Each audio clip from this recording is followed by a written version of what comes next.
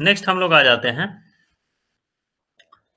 Magnetic force due to bar magnet, है ना। Magnetic force due to bar magnet.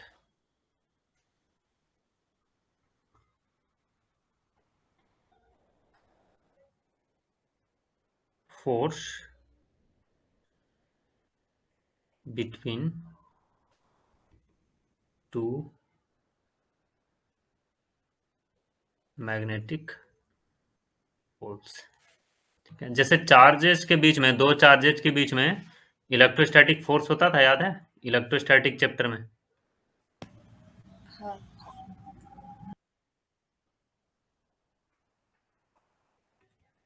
In electrostatic में हम लोग देखते थे, यहाँ पे चार्ज Q1 है, यहाँ पे चार्ज Q2, दोनों के बीच का डिस्टेंस R है। ठीक है, तो फोर्स की वैल्यू क्या होता था, के Q1 Q2 बाई R का स्क्वायर, है ना। तो बार मैग्नेट में क्या हो जाएगा कि मान लो मोनोपोल तो एग्जिस्ट करता नहीं है, बट हाँ इधर नॉर्थ पोल होगा एंड मान लो इधर साउथ पोल होगा। ठीक है, तो नॉर्थ पोल साउथ पोल है, दोनों के बीच का डिस्टेंस R है। मैग्नेटिक स्ट्रेंथ मान लो इसका M1 है एंड इसका M2, अलग अलग तुम्हारा मैग्नेट है। तो फोर्स की वैल्यू यहाँ पे आप क्या लिखोगे, mu naught by 4 pi M1 M2 by R का स्क्वायर। ठीक है, यहाँ पे भी वही हो गया, F इज इक्वल टू के M1 M2 बाई R का स्क्वायर। अब k का क्या वैल्यू है, k का जो वैल्यू है म्यू नॉट बाई 4 पाई लोगे। म्यू नॉट बाई 4 पाई की वैल्यू कितनी होती है, 10⁻⁻7, 10⁻⁻7 हम लोग लेते हैं।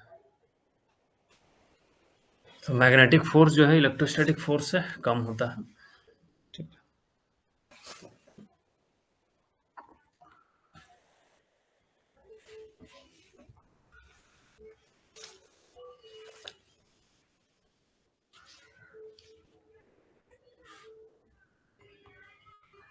यहाँ पे होता था लाइक चार्ज रिपेल करता था, अनलाइक चार्ज अट्रैक्ट करता है। यहाँ पे भी वही होता है, लाइक पोल्स रिपेल करेगा, अनलाइक पोल्स अट्रैक्ट करेगा। नोट डाउन कर लो।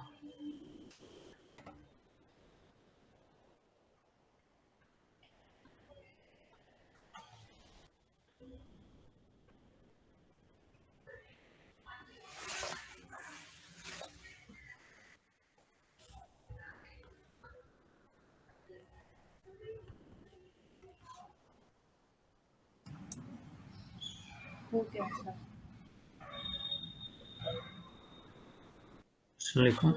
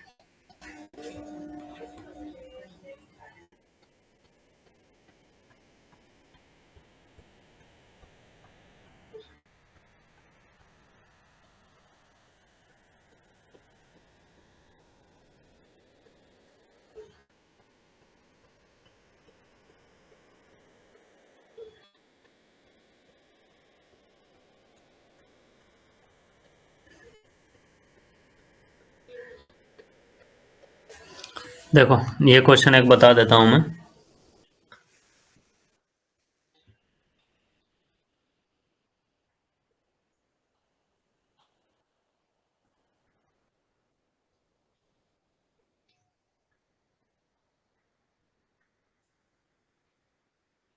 क्या बोला है? Calculate the force acting between the two magnet of length d each.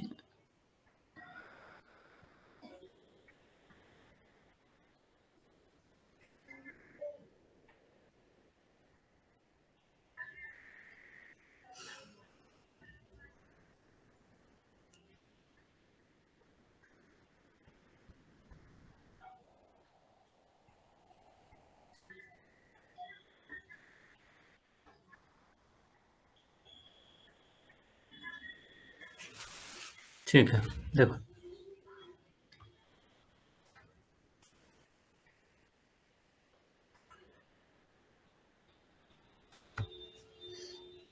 Separation between their north pole is d ना, N1, इनके बीच का सेपरेशन डी है।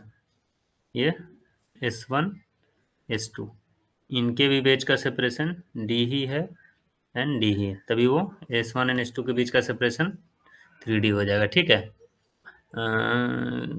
हाँ, calculate the force acting between two magnet. Okay, तो फोर्स एक्टिंग हम लोग को calculate करना है।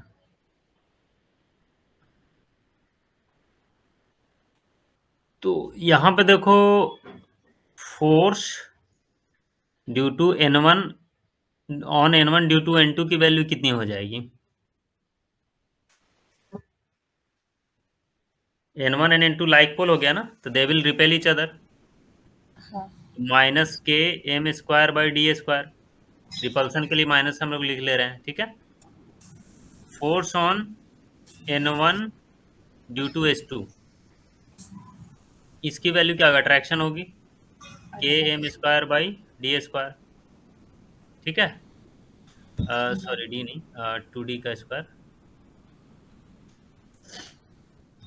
नेक्स्ट आ जाइए, force on N2 due to S1।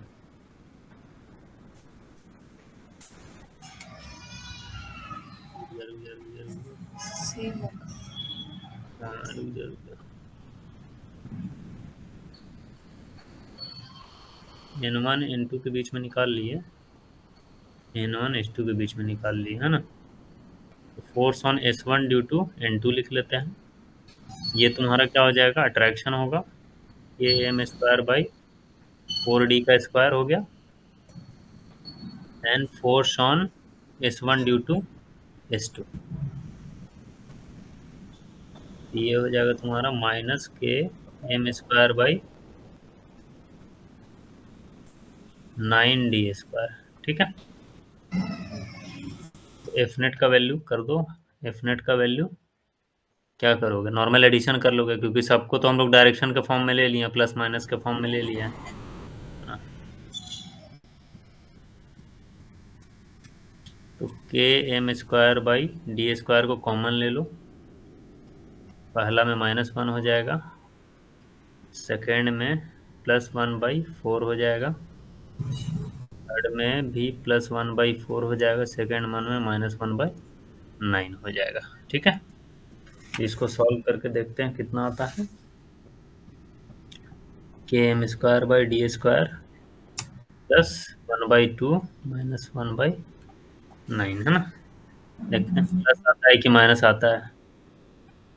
ठीक है, माइनस आएगा तो क्या हो जाएगा तुम्हारा, रिपल्सन होगा। अच्छा। 9 दूनी 18 ले लो, ये हो जाएगा -18। ये रुक गया, तो भी लिख ही लेते हैं ना। -1 + ½ कितना हो जाएगा, -1/2। -1/2। -1/2, यहाँ आप 18 ले लो,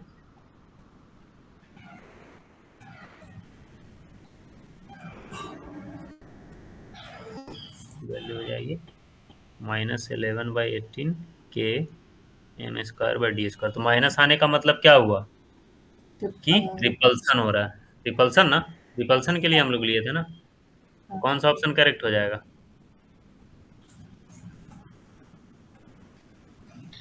-11/18 ना, रिपल्सन फर्स्ट।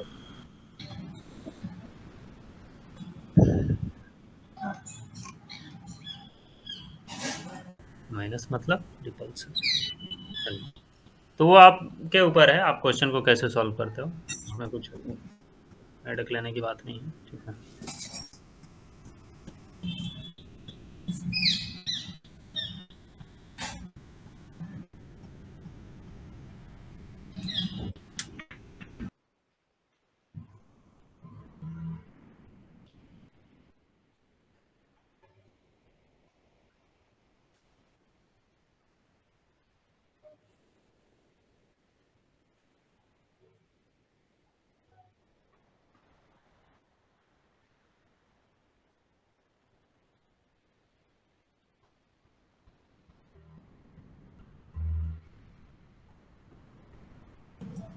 वो कैसे?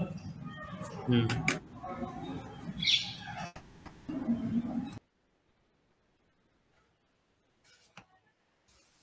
ये क्वेश्चन सॉल्व करो।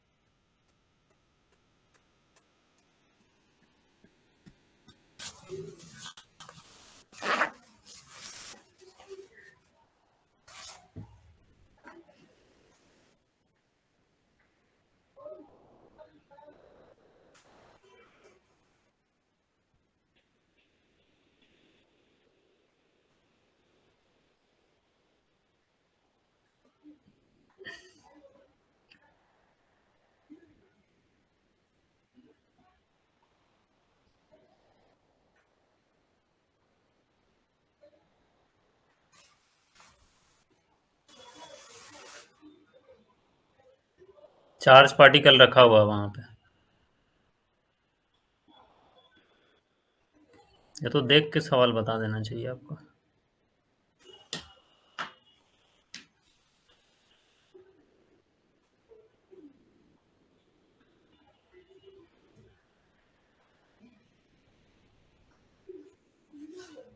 क्या होगा, अच्छा फोर्स इज इक्वल टू क्या होता है, Q × V × B, magnetic field में। तो चार्ज पार्टिकल तो रेस्ट पे है, जीरो, हाँ। Force zero. तो जीरो हो गया ना। हाँ। मैग्नेट है क्या? मैग्नेट तो मैग्नेटिक फील्ड क्रिएट करता है, खत्म। मैग्नेटिक फील्ड यहाँ निकालने का कोई जरूरत नहीं है। ठीक है, आप सोच रहे हो सकता है मैग्नेटिक फील्ड ऐसे निकलेगा ऐसे निकलेगा, अब दोनों कैंसिल आउट करेगा नहीं करेगा वो तो उनकी स्ट्रेंथ पे भी डिपेंड करता है ना। अगर आप सोच रहे हो कि मैग्नेटिक फील्ड जीरो होगा तो जीरो होगा नहीं होगा, वो तो उसका स्ट्रेंथ पे डिपेंड करता है और कैसे प्लेस्ड है एक दूसरे से, है ना। और वह जीरो हो चाहे न हो, अगर वेलोसिटी जीरो है तो चार्ज पे फोर्स होगा क्या? होगा ही नहीं। वेलोसिटी जीरो है तो मैग्नेटिक फील्ड निकालने का कोई दरकार ही नहीं है, खत्म हो जाएगा कहानी। ठीक है, यही है। चलिए आगे बढ़ें। हाँ सर। नेक्स्ट आइए, magnetic field due to monopole.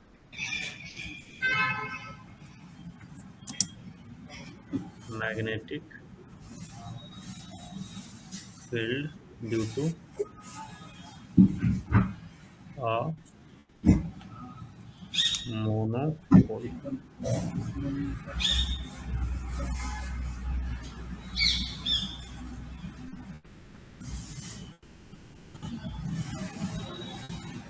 जैसे इलेक्ट्रिक फील्ड होता था,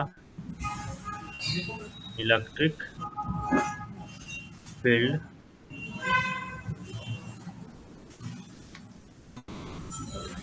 due to a point charge की वैल्यू क्या होती थी?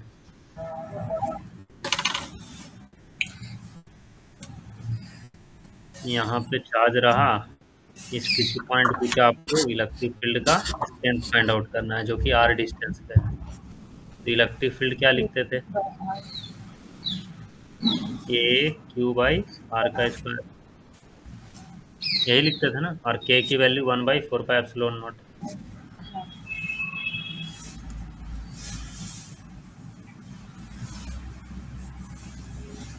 एंड अगर चार्ज पार्टिकल पॉजिटिव रहता था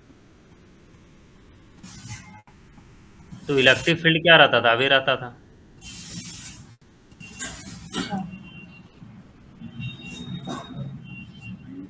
एंड अगर चार्ज पार्टिकल नेगेटिव रहता था तो इलेक्ट्रिक फील्ड क्या रहता था?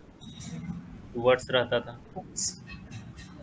तो सिमिलर वे में यहाँ पे भी होता है कि मैग्नेटिक, मान लो कि मोनोपोल यहाँ पे है किसी भी बार मैग्नेट के लिए। अब बार मैग्नेट का जो भी मोनोपोल है,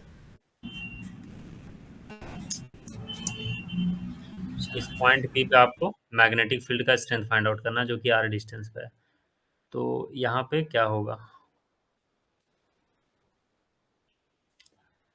मैग्नेटिक फील्ड की वैल्यू के एम बाई आर का स्क्वायर। ठीक है, के का वैल्यू म्यू0/4 पाई, म्यू0/4 पाई यहाँ पे हो जाएगा। ठीक है, अगर नॉर्थ पोल है तो मैग्नेटिक फील्ड अवे रहेगा, है ना। मैग्नेटिक फील्ड किधर रहेगा? अवे। अगर साउथ पोल है तो मैग्नेटिक फील्ड किधर रहेगा? टुवर्ड्स। क्योंकि साउथ पोल जो है नेगेटिव चार्ज की तरह काम करता है, हमेशा ध्यान में रखिएगा। एंड नॉर्थ पोल जो है पॉजिटिव चार्ज की तरह काम करता है ना। बाकी सिमिलर बिहेवियर तुम्हारा रहेगा, लिख लीजिए।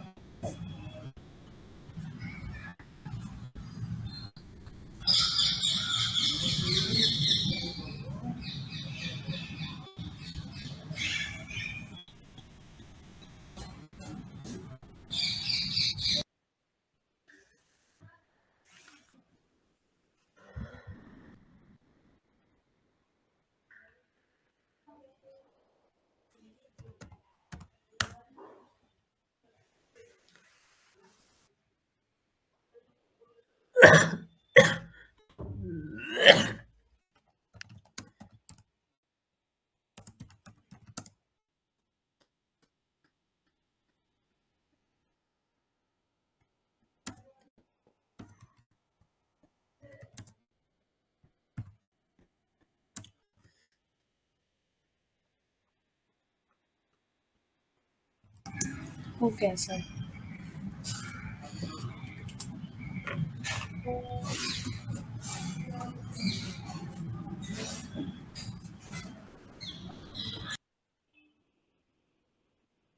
सॉल्व करो।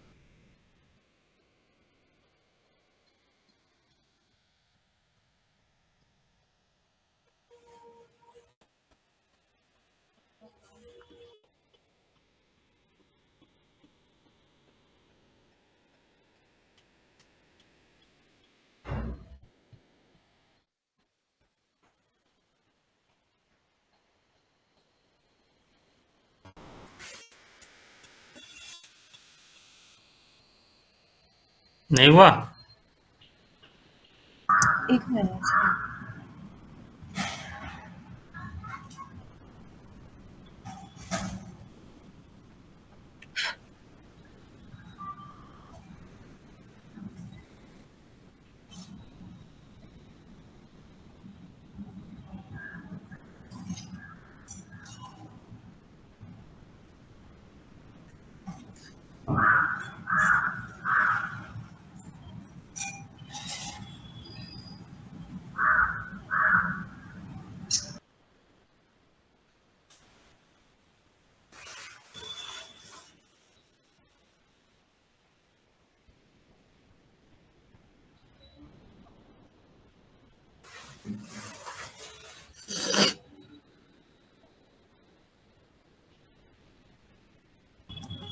1/3.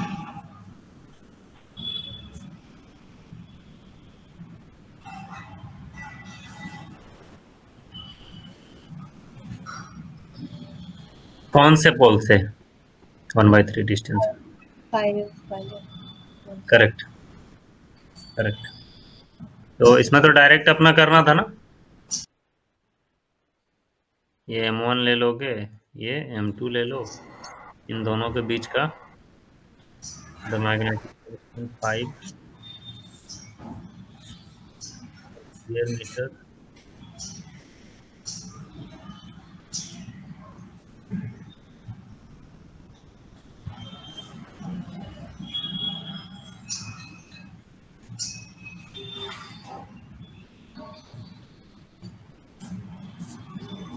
मान लो यहाँ पे पॉइंट पी पे 0 होगा, ये डिस्टेंस x ले लेना, ये डिस्टेंस 1 - x हो जाएगा।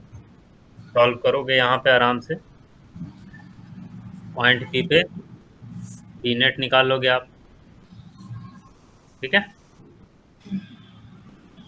You will get the answer के 5 पाई एक्स का स्क्वायर इज इक्वल टू के 20/1 - x का स्क्वायर, ठीक है। इसको सॉल्व करके x का वैल्यू 1/3 आ जाएगा। दो ठो वैल्यू आएगा, क्वाड्रेटिक बनेगा, बट वो कैंसिल आउट हो जाएगा, ठीक है। चलिए नेक्स्ट आते हैं, magnetic field due to magnetic dipole moment, magnetic dipole, या फिर शॉर्ट बार मैग्नेट के लिए मैग्नेटिक फील्ड क्या होगा, एक्सियल एंड इक्वेटोरियल पोजीशन पे, जनरल पोजीशन पे, ठीक है। इलेक्ट्रिक डायपोल के लिए फॉर्मूला याद है, एक्सियल पे क्या होता है, इक्वेटोरियल पे क्या होता है? हम्म, क्या चलो सर? देख लेते हैं। इलेक्ट्रिक फील्ड, इलेक्ट्रिक डायपोल के लिए एक्सियल और इक्वेटोरियल पोजीशन पे क्या होता है इलेक्ट्रिक फील्ड की वैल्यू? एक्सियल के लिए के पी बाय आर क्यूब होता है. नहीं, 2 kp/r³ और इक्वेटोरियल के लिए kp/r³. यहाँ पे भी वही होगा, बस के की जगह वही के ही रहेगा, μ0/4 पाई आ जाएगा, और dipole strength, dipole, electric dipole की जगह मैग्नेटिक डायपोल आ जाएगा, ठीक है। Electric field due to a short bar magnet लिखो,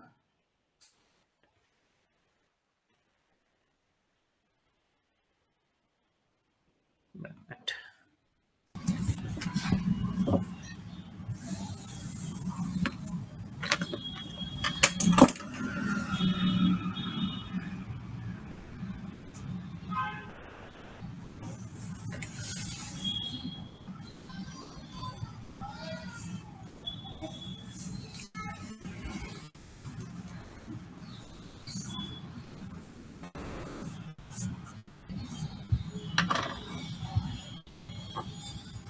पहला हम लोग ऑन द एक्सिस पे करते हैं, इसी से कंपैरिजन करके तुम्हारा यहाँ पे करेंगे, इधर पे माइनस चार्ज रख लो, इधर पे प्लस चार्ज रख लो, ठीक है। दोनों के बीच का डिस्टेंस हम लोग क्या लेते थे,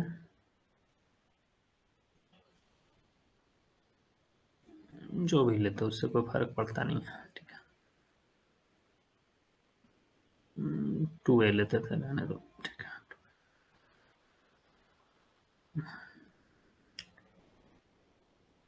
तो डायपोल का देखो डायरेक्शन इधर होगा,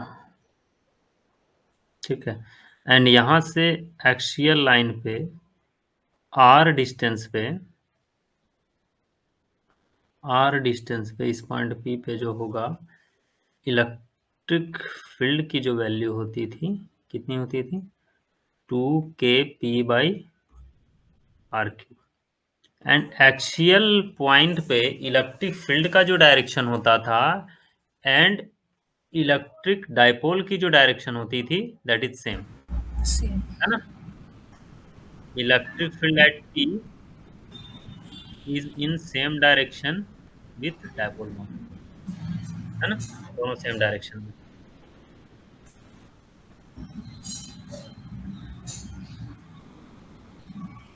ऐसे कर दो, दोनों same direction.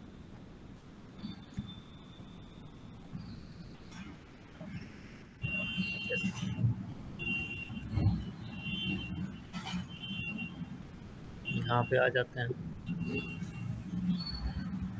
On the axis पे।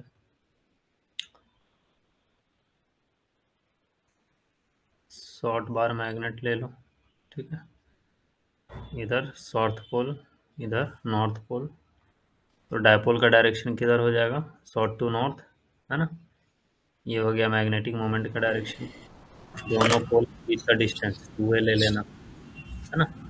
अब जो भी इस डायपोल का सेंटर होगा, मैग्नेटिक का जो भी मैग्नेट का सेंटर होगा, वहां से r डिस्टेंस पे उसका एक्सिस पे आप मैग्नेटिक फील्ड फाइंड आउट कर रहे हो, ठीक है। तो इसके एक्सिस पे जो होगा मैग्नेटिक फील्ड की जो डायरेक्शन है, इधर ही होने वाली है। एंड इसकी वैल्यू हो जाएगी 2a m/r3। तो मैग्नेटिक मोमेंट का डायरेक्शन एंड मैग्नेटिक फील्ड का डायरेक्शन सेम होगा, जो इलेक्ट्रिक फील्ड के लिए होता था, ठीक है। सेकंड आ जाओ,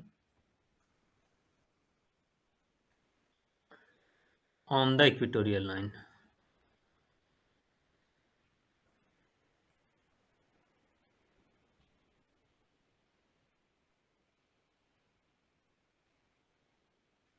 तो ऑन द इक्वेटोरियल लाइन पे देखो,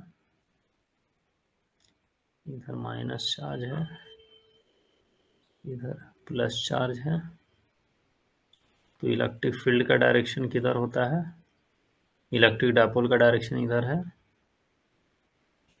एंड इस पॉइंट P पे, जो कि इसका डायपोल का सेंटर से r डिस्टेंस पे है, ठीक है, यहाँ पे जो नेट इलेक्ट्रिक फील्ड आता था, डायपोल की जो डायरेक्शन है उसके अगेंस्ट में आता था, ठीक है।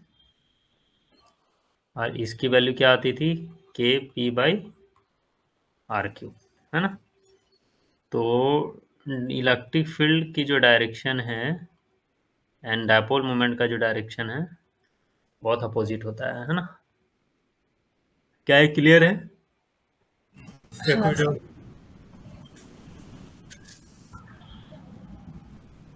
यहाँ पे आ जाइए ऑन द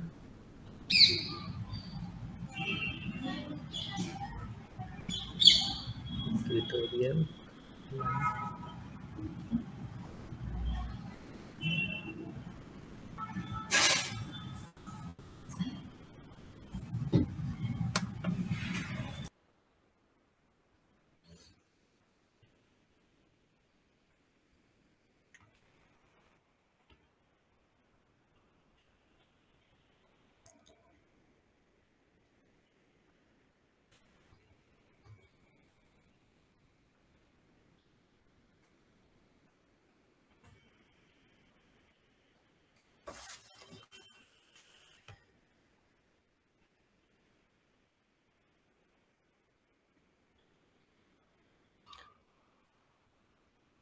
इसको ए नाम दे दो, ठीक है, एक्सियल इक्वेटोरियल ज़्यादा सही रहेगा।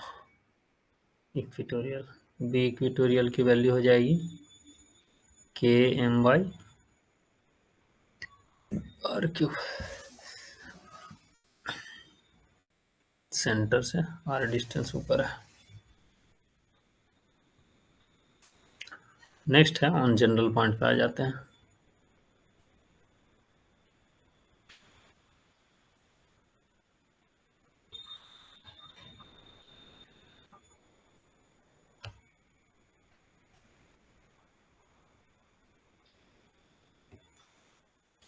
ऑन एनी पॉइंट P कि r, पे है।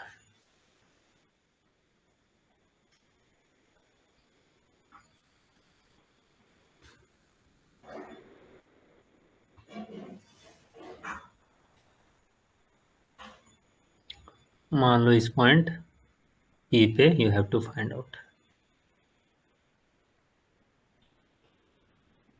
जो यहाँ से R डिस्टेंस पे है एंड ये थीटा एंगल पे, थीटा किससे, डायपोल से, इसीलिए R कॉमा थीटा है ना। तो इसको कैसे सॉल्व करते थे याद है, एक्सियल और इक्विटोरियल लाइन बना के। जैसे डायपोल मोमेंट इधर गया है तो एक इधर डायपोल टूटेगा P cos थीटा, एंड एक इधर टूटेगा P sin थीटा। तो 4 point P cos theta, P cos theta के लिए पॉइंट P क्या है, एक्सियल पॉइंट हाँ है ना। तो जब P cos theta point P के लिए एक्सियल पॉइंट है, तो एक्सियल पॉइंट पे तो इलेक्ट्रिक फील्ड की डायरेक्शन डायपोल के अलोंग ही होता है ना। तो ये इलेक्ट्रिक फील्ड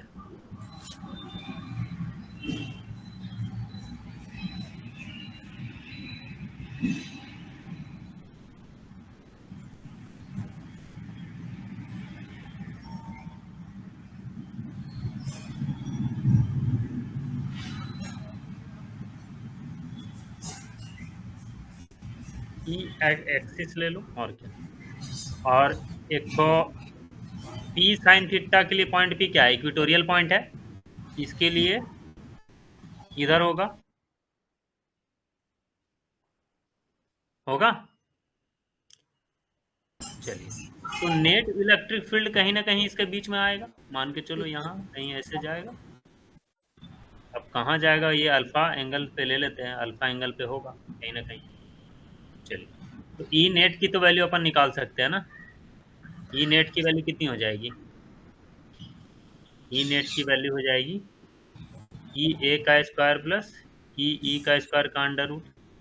अब ई ए की वैल्यू कितनी हो जाएगी, 2 के k P cos theta by are cube, ये होगा ना। हाँ क्योंकि पी कॉस थीटा ये टोटल तुम्हारा डायपोल मोमेंट है, ठीक है। एंड हाँ इक्विटोरियल लाइन के लिए कितना हो जाएगा, k P sine theta by are cube, ठीक है। अब दोनों में को उसको मत में रखिए, सॉलिफाई उसको क्या बोलते हैं, सॉल्व करिए, you will get k P by are cube under root 1+3 cos square theta. ये फॉर्मूला आप याद रखिए, ठीक है। एंड टेन अल्फा की वैल्यू अगर आप लोगे तो टेन अल्फा क्या लिखोगे, परपेंडिकुलर अपॉन बेस, बेस तो ई अपॉन ई ए, ई सॉरी परपेंडिकुलर अपॉन हाइपोटेनस ना, नहीं नहीं नहीं नहीं नहीं नहीं नहीं, एक सेकंड एक सेकंड। परपेंडिकुलर अपॉन बेस हाँ हाँ ठीक है, परपेंडिकुलर अपॉन बेस ई ए, हाँ ठीक है ठीक है ठीक है। तो ई ए की वैल्यू क्या है, K P sine theta by are cube divided by K P cos theta by are cube, K P उड़ गया, 2 भी तो है ना सर। हाँ हाँ 2 भी आएगा। तो कितना हो गया, tan alpha is equal to, ये हो गया तुम्हारा टेन थीटा बाई, 2 है ना। तो यहाँ पे इसको लिख लो, टेन अल्फा क्या हो जाएगा, टेन थीटा बाई 2। कैसे प्रूफ करना समझ में आ गया ना, पता होना चाहिए इक्विटोरियल एक्सियल लाइन कैसे बनाना है, यहीं से काम होता है, ठीक है ना। सेम तुम्हारा इधर पे भी हो जाएगा, थर्ड वन यहाँ पे, वन एनी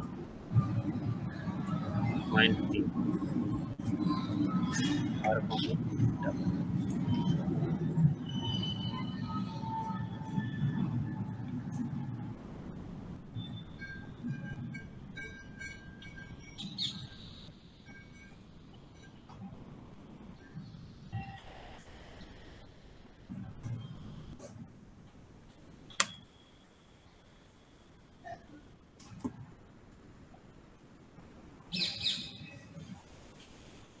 वही आप ब्रेक करोगे, एक इधर ब्रेक होगा एम कॉस थीटा एक इधर m sin थीटा, तो इधर से b एक्सियल आ जाएगा, b इक्विटोरियल आ जाएगा। अब यहाँ पे कहीं b नेट आएगा, ये अल्फा ले लीजिएगा। ठीक है, तो सेम काम हो जाएगा, डायरेक्ट फॉर्मूला लिख दूं? हाँ हाँ। ठीक, लिख दे रहा हूँ। 2m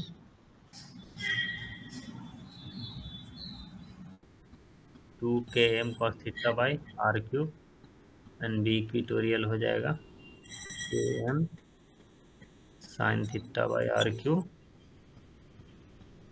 बी नेट की जो वैल्यू हो जाएगी km by are cube 1+3 cos square theta का अंडर रूट। ये किसी भी पॉइंट पी पे आपको निकालना है तो। एंड tan अल्फा की वैल्यू क्या हो जाएगी? tan theta by 2। Note down कर लो।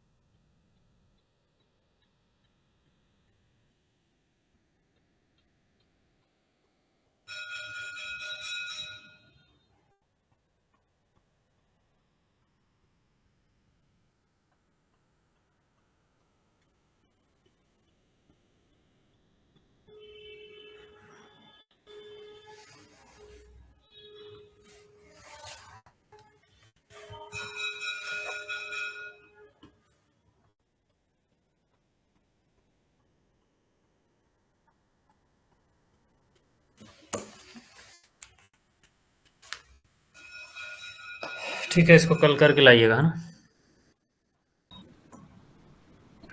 2 क्वेश्चन दिया था ना, हुआ? हाँ।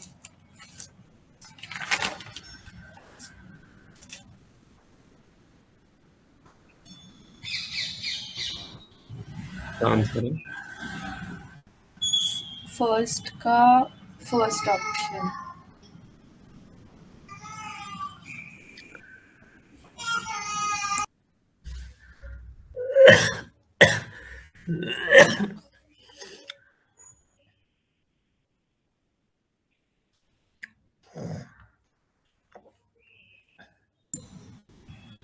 सेकंड का। और last option.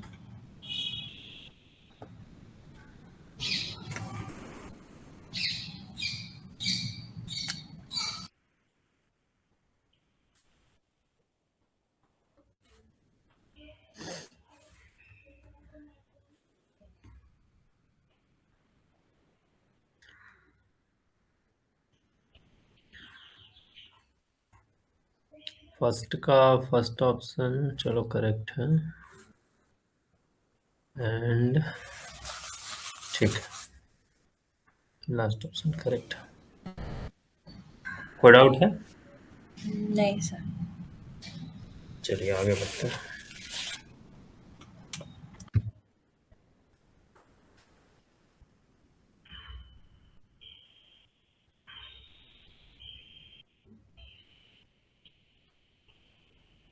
One second.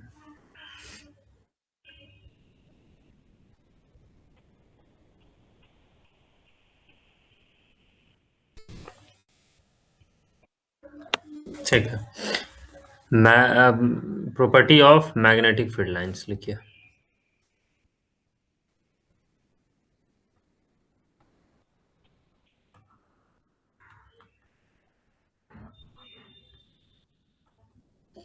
Properties of magnetic field lines.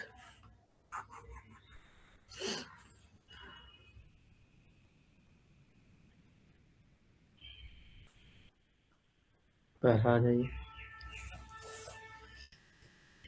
कि मैग्नेटिक फील्ड लाइंस जो है इमेजिनरी लाइंस है ना। एंड किसी भी पॉइंट पे आपको मैग्नेटिक फील्ड का लाइन निकालना है, मैग्नेटिक फील्ड की डायरेक्शन निकालना है, तो मैग्नेटिक फील्ड लाइंस पे आपको टेंजेंट ड्रॉ करना होगा, ठीक है। जैसे इलेक्ट्रिक फील्ड लाइंस होता था ना, सिमिलर वे में यही है। वो भी तो इमेजिनरी लाइंस था, ये भी तुम्हारा इमेजिनरी लाइंस है। ओके, हाँ सर। है ना। चलिए, एंड इसके बाद जो प्रॉपर्टी है, मैग्नेटिक फील्ड लाइंस हमेशा क्लोज लूप फॉर्म करता है, ठीक है।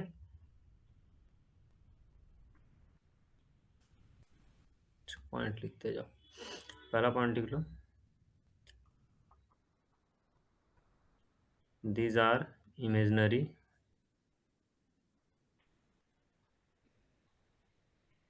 these are imaginary lines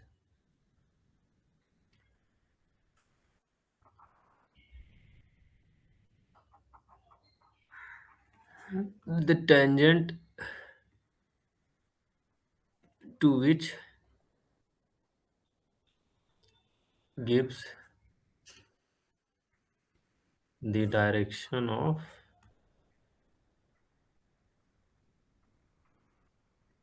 magnetic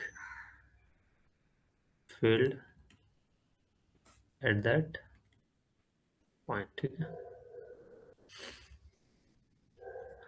that is magnetic field lines मान लो ऐसे चल रहा है ना? आपको यहाँ पे डायरेक्शन चाहिए तो टेंजेंट ड्रॉ कर दीजिए, B1 यहाँ पे चाहिए तो ऐसे टेंजेंट ड्रॉ कर दीजिए B2, है ना। तो जहाँ पे भी डायरेक्शन चाहिए आपको टेंजेंट ड्रॉ कर दीजिए मैग्नेटिक फील्ड लाइंस पे, you will get the direction. Second number है, मैग्नेटिक फील्ड लाइंस कभी भी, मतलब magnetic field lines close loop form करता है ना। एंड इसका ना तो स्टार्टिंग पॉइंट हमें पता होता, ना एंडिंग पॉइंट पता होता है। क्लोज लूप फॉर्म करेगा, जबकि इलेक्ट्रिक फील्ड लाइंस क्या था तुम्हारा, क्लोज लूप नहीं होता था। ओके, वो पॉजिटिव चार्ज से स्टार्ट होता था, नेगेटिव चार्ज को टर्मिनेट होता था, ठीक है। चलिए, तो electric field line close loop नहीं फॉर्म करता, but magnetic field line forms a close loop, it has no starting and closing point.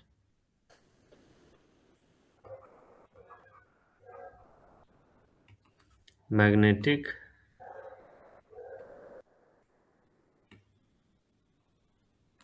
field lines always form closed loops, close loop form करता है,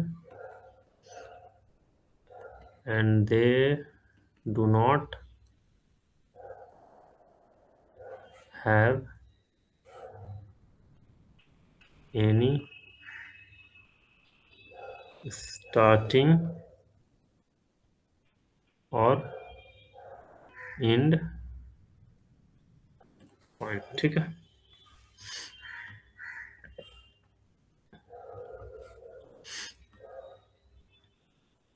दिस मैग्नेटिक फील्ड लाइन जो है हमेशा close loop form करेगा, ये।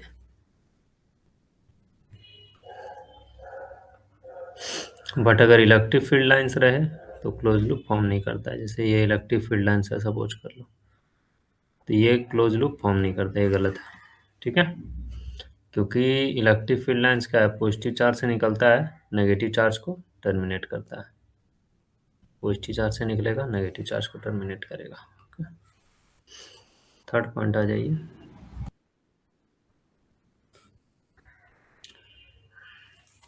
Magnetic, जो दो magnetic field lines है कभी भी एक दूसरे को इंटरसेक्ट नहीं कर सकता है।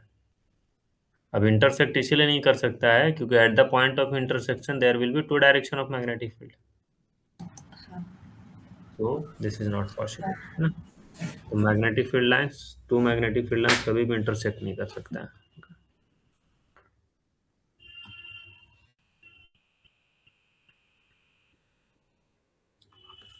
Two magnetic lines, magnetic field lines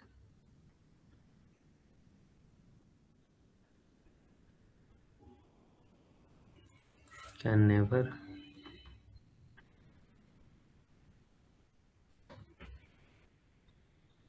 intersect each other, है ना, because at the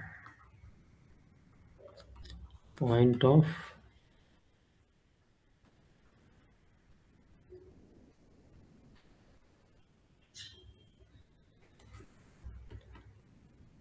intersection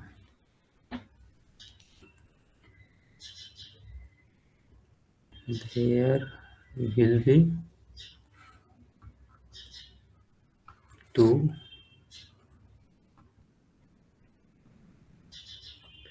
direction of magnetic field. This is not possible, ठीक है।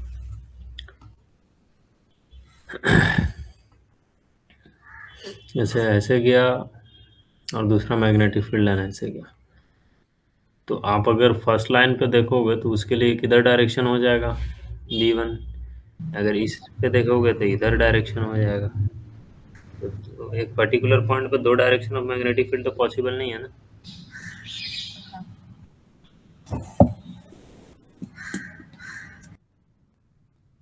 है ना? तो ये सब पॉसिबल नहीं है।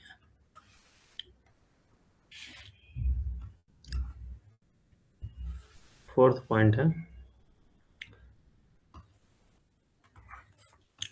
मैग्नेटिक फील्ड लाइंस के बीच में अगर लार्जर गैप रहेगा, है ना, लार्जर गैप रहता है तो फिर उनका मैग्नेटिक स्ट्रेंथ स्लो होता है एट दैट पॉइंट पे। अगर स्मॉलर गैप है तो मैग्नेटिक फील्ड का स्ट्रेंथ ज़्यादा होता है, ठीक है।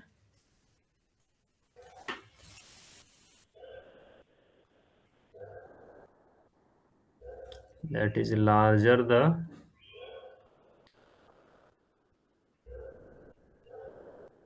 number of field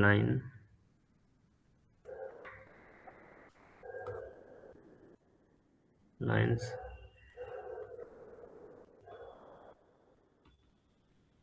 crossing per unit area, the stronger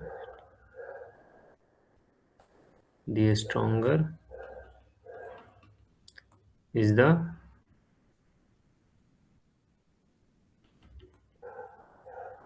the magnitude of magnetic field lines.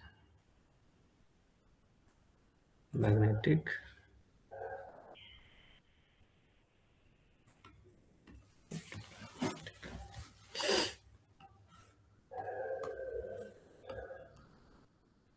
से ऐसे है,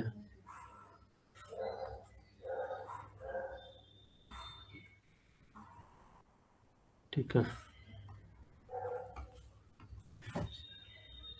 ये .1 ले लो, ये .2 ले लो, तो B2 is greater than B1 हो जाएगा। लास्ट पॉइंट हम लिख लीजिए,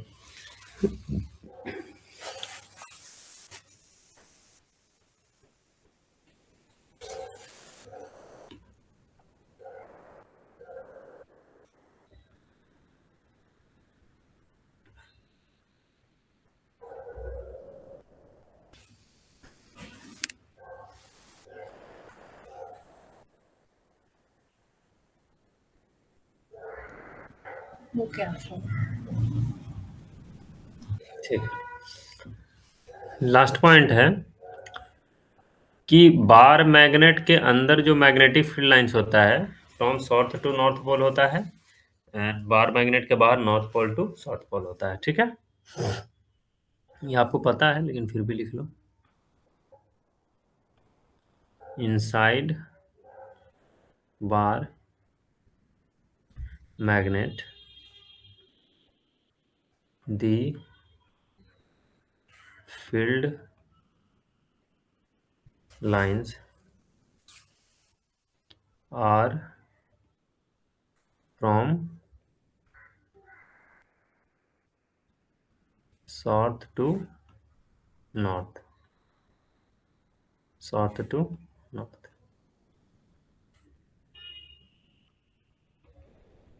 and outside the bar magnet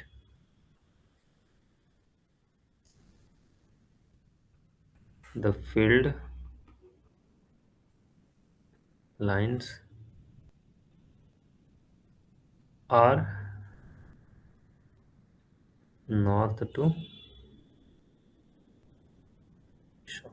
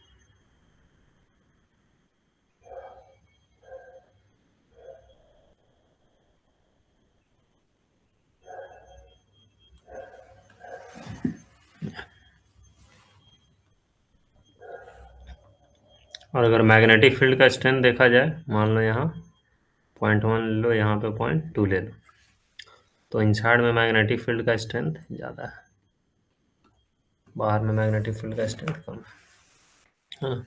तो सिमिलर मैग्नेटिक फील्ड देखो, इस टाइप का मैग्नेटिक फील्ड तुम्हारा करंट कैरिंग लूप में भी होता है, ठीक है ना। करंट कैरिंग कॉइल या फिर सोलिनॉइड में भी सेम टाइप का मैग्नेटिक फील्ड लाइंस है। सोलिनॉइड में भी तो ऐसा ही होता है ना। तो हम लोग बोल सकते हैं कि करंट कैरिंग कॉइल्स और solenoid behave as a bar magnet, ठीक है। तो similar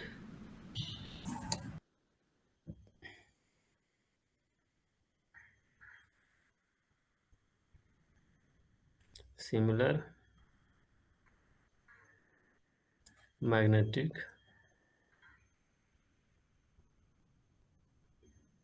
field lines for current carrying coil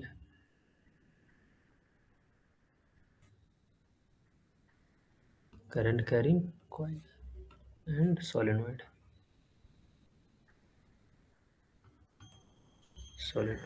ठीक है।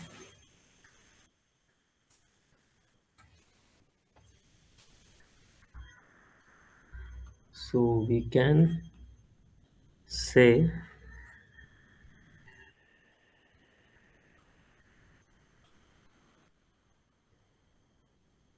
current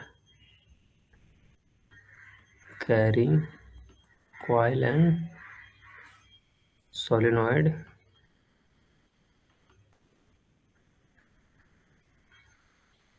behaves as बार मैग्नेट। ठीक है, लिख लीजिए।